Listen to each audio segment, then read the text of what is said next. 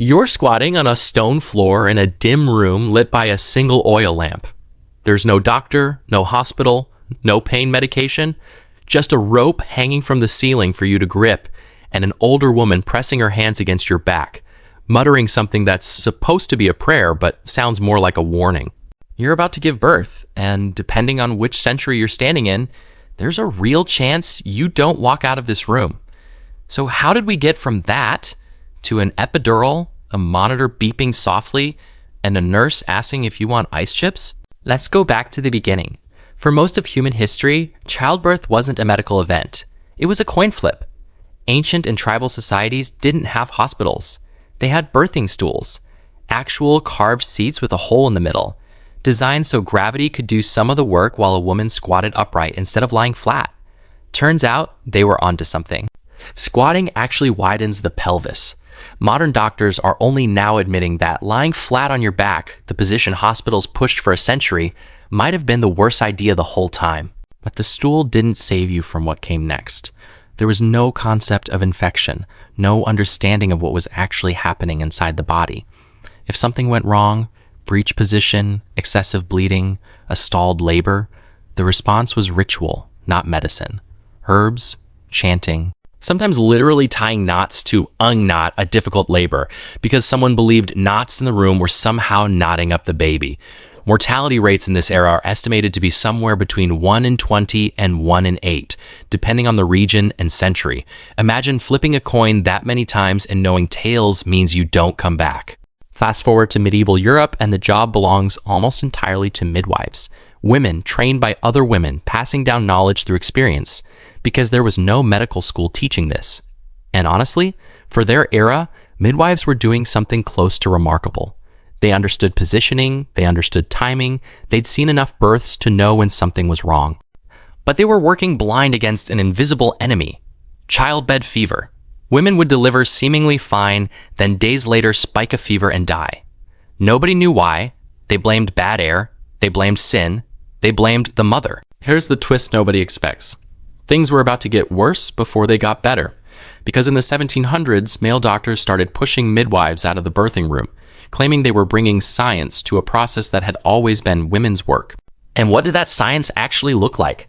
Doctors moving directly from autopsies and other patients straight to a birthing bed, with zero hand washing in between. This wasn't a fringe mistake.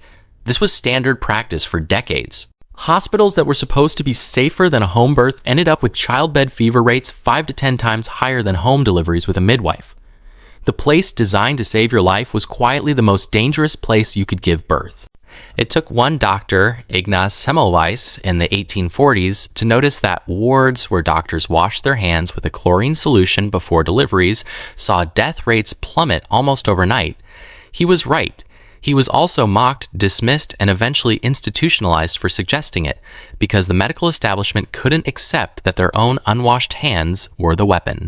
It would take germ theory decades later to prove he'd been right the entire time. Think about that. The fix for one of history's deadliest medical mysteries was soap, and the guy who figured it out died before anyone believed him. Meanwhile, pain relief was crawling forward at its own pace.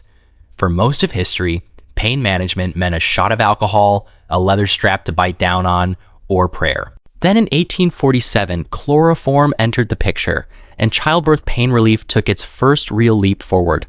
Ironically boosted into mainstream acceptance because Queen Victoria used it during the birth of her 8th child and basically endorsed it to an entire empire. If it was good enough for the Queen, doctors figured it was good enough for everyone else. By the early 1900s, births were slowly shifting out of homes and into hospitals.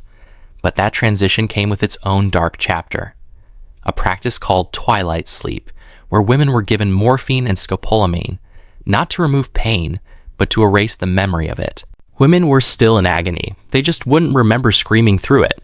Some historians call it one of the strangest chapters in the history of consent in medicine.